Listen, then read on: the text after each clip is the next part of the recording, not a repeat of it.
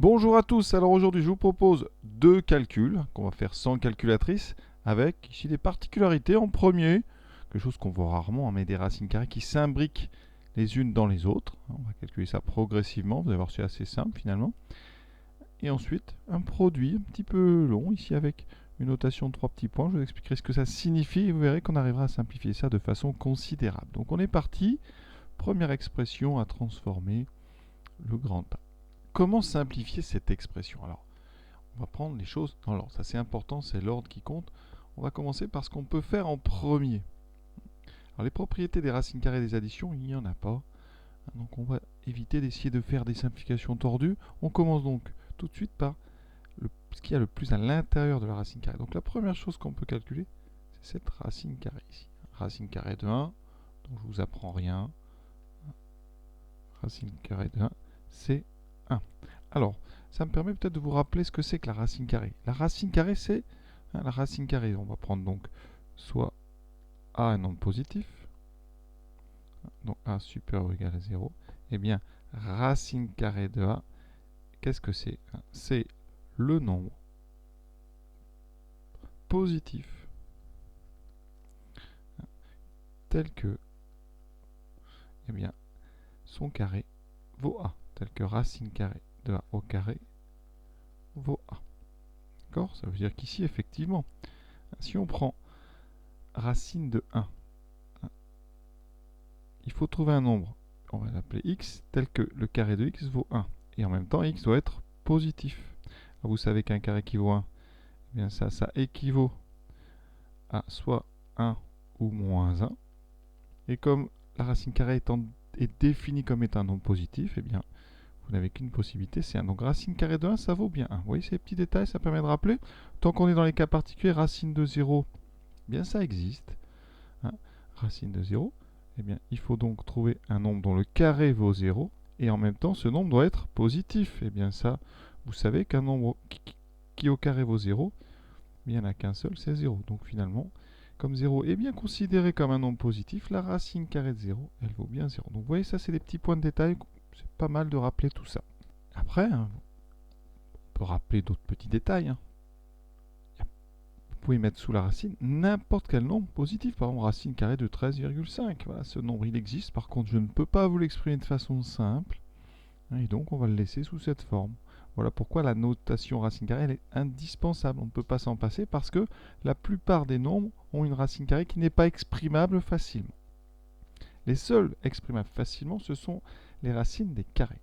Et donc, ça va être l'objet de cet exercice, racine de 4. Vous cherchez un nombre dont le carré vaut 4 et ce nombre est positif, et bien c'est 2. Oui, racine carrée de 9, c'est 3. Ça, je crois que vous le savez tous. Racine carrée de 16, c'est 4, etc. Donc voilà les carrés simplifiables, enfin les racines carrées simplifiables. Les autres, eh bien, on les laisse souvent avec pas mal de choses sous la racine. Donc on va commencer doucement. Alors on a donc tout d'abord racine de 3 plus racine carrée de 1. D'accord? Ça c'est ce qu'on trouve, je vais vous l'indiquer ici. Ça, on va pouvoir le calculer. Pourquoi? Parce que sous la racine, sous ce qu'on appelle le radical, on a 3 plus la racine carrée de 1 qui vaut 1, donc on a 3 plus 1, donc ça fait racine carrée de 4. Et comme on vient de le rappeler, racine carrée de 4, ça fait 2. Et donc on a toute une partie déjà ici qui va se simplifier. Vous voyez qu'à ce moment-là du calcul, ici on a donc un 2. Et on continue. Maintenant, l'étape suivante, ça va être de regarder ceci. Et racine de 7 plus 2, eh bien ça fait donc racine de, alors on fait d'abord 7 plus 2, ça fait racine de 9, et on tombe encore sur la racine 1 carré. Et donc racine 9, on l'a dit tout à l'heure, ça fait 3. Et on va comme ça pouvoir continuer le calcul. Vous voyez, ça fait racine donc de 13 plus 3, et ça tombe bien parce que 13 plus 3, ça fait 16. Donc ici, on va réavoir un calcul de racine carrée facile parce que ça fait racine de 16 qui vaut 4. Et on peut comme ça continuer. Et vous voyez ce 4, ici ça va faire 21 plus 4 et ça donnera le carré suivant. Et donc cette suite de racines carrées, finalement ici, petit à petit, elle fait apparaître les carrés successivement. Donc 4, 9, 16, puis 25, etc. Oui, 21 plus 4. Or, racine de 21 plus 4, ça fait racine de 25 qui vaut 5. Et on continue. On obtient donc 31 plus 5. Or, 31 plus 5, ça fait 36. Donc, on fait apparaître racine de 36 qui vaut 6. Donc ici, on aura 43 plus 6. Mais 43 plus 6, ça fait 49. On a donc besoin de racine de 49 qui vaut 7. Donc ici, 57 plus 7, ça fait 64. Et c'est bien fait. Et donc, ici, racine de 64, résultat final, 8. Donc voilà pour cette première expression. Alors on aurait pu faire une expression beaucoup plus longue. Et ici, qu'est-ce qu'il aurait fallu poursuivre pour continuer? Eh bien, il aurait fallu, vous voyez, ici, on a obtenu 8. Donc le terme suivant, eh bien, il faudrait le carré suivant. Donc on a déjà 8. Le carré suivant, donc 64, c'est 8 fois 8. 9 fois 9, ça fait 80. Donc il aurait fallu avoir après racine de alors 81 moins 8, qui fait donc 73, plus exactement tout notre nombre grand A qui vaut 8. D'accord? Et donc ça aurait fait racine de 73 plus 8, 80. On aurait trouvé 9. Et comme ça, on peut créer une chaîne, pas infinie, mais une chaîne très très longue. Comme ça, de racines carrées qui s'emboîtent et qui à la fin donne un nombre très simple, un nombre, voilà, c'est tous les entiers les uns après les autres, vous voyez qu'on a trouvé 1, 2, 3, 4, 5, 6, 7, 8, le suivant on peut obtenir 9, puis 10, etc. Voilà. Deuxième expression du jour. Voici, donc on a un produit avec ici des 3 petits points, donc on va expliquer tout de suite ce que c'est ces 3 petits points. Et ensuite vous avez ici un produit, sur lequel on a un petit peu insisté en le mettant bien en évidence, alors que ici par exemple on n'avait pas mis ici de symbole, mais c'était aussi des multiplications.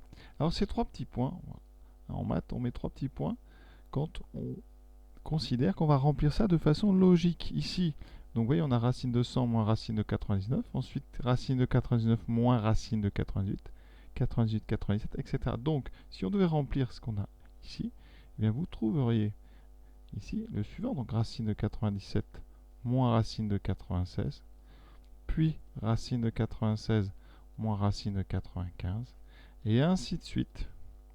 On va descendre progressivement.